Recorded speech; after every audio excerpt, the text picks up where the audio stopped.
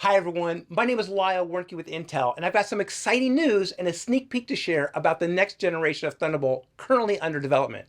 I'm happy to share that the next generation of Thunderbolt will not only double the bidirectional bandwidth to 80 gigabits per second, but it will also support triple the bandwidth for connections up to 120 gigabits per second for the best display experience. And the next generation of Thunderbolt will be based upon the newly released USB 4 version 2 spec and DisplayPort 2.1. Now that's a lot of bandwidth, and Intel is leading the industry to support the bandwidth requirements for the next generation of creators and gamers.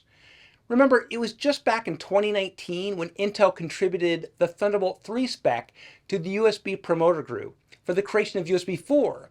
And after that, Intel went above and beyond USB 4 and delivered Thunderbolt 4, which sets a much higher bar for features and user experiences.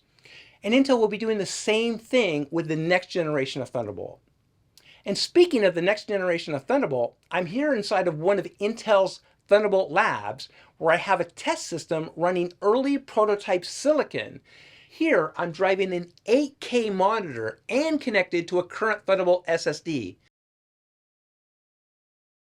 Over here we can see I have an 80 gigabit per second bidirectional link with 40 gigabits per second by 2. So what does this all mean for, say, the next generation of creators or gamers?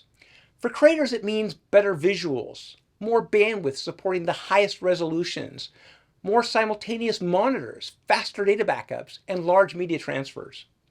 For gamers, it means more bandwidth for extreme gaming, higher display resolutions and higher refresh rates, more bandwidth for gaming docks, and faster access to external storage for game libraries. With that, be sure to follow the news about the next generation of Thunderbolt, and I hope you enjoyed the sneak peek into the future of wired connectivity.